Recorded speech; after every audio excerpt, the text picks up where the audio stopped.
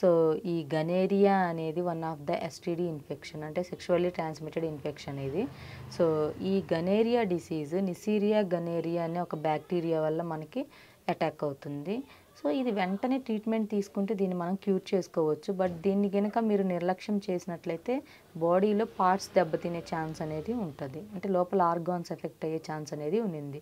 అయితే ఈ గనేరియా అనేది మనకి దీని లక్షణాలు ఎలా ఉంటాయి, ఈ జబ్బు లక్షణాలను మనం మాట్లాడుకుంటే, ఒకటి లేడీస్లో చూసుకుంటే ఈ వజ్నా దగ్గర నుండి చీము కారడం, అంటే పాస్ పోసుకునే ఆ ప్లేస్ నుంచి చీమ్లాగా కారడం, పొత్తి కడుపు నొప్పిగా అనిపించడం, అండ్ మంట అనిపించడం, బాగా ఆ నొప్పి అనిపించడం, ఏదైతే ఆ థైస్ చుట్టూరు, ఆ వాజినల్ చుట్టూరు ఇచ్చింగ్స్, రౌండ్గా రింగ్ వామ్స్ టైప్ రావడం, స్మెల్ రావడం, బీభత్సకరమైన స్మెల్, అండ్ కొంచెం సోషల్ డిస్టర్బెన్సెస్ అనేవి రావడం, ఫ్రీక్వెంట్గా ఫీవర్ రావడం, బాడీ పెయిన్స్ రావడం, ఇలాంటి ప్రాబ్లమ్స్ అనేవి ఈ గనేరియా ఉన్న వాళ్ళల్లో ఉంటుంది.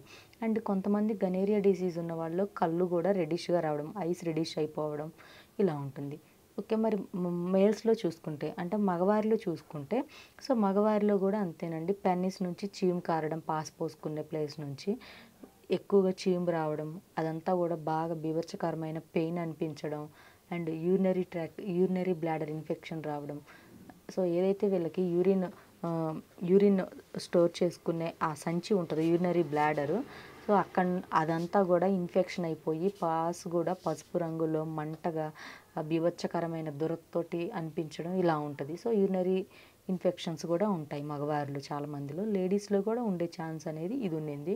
అండ్ కొంతమంది మగవారికి అయితే ఇటువంటి సిమ్టమ్స్ ఉండవు, ఓన్లీ ఈ చీమ్ మాత్రమే కారుతుంది. కొంతమంది మగవారిలోనైతే జ్వరము, బాడీ పెయిన్స్ ఇలాంటివి కూడా ఉంటాయి.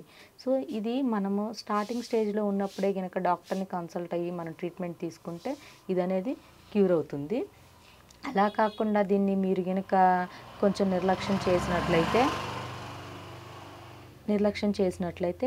కిడ్నీస్ ఎఫెక్ట్ అయ్యే ఛాన్స్ అనేది ఉంటుంది, అండ్ ఐస్ కూడా ఎఫెక్ట్ అయ్యే ఛాన్స్ అనేది ఉంటుంది.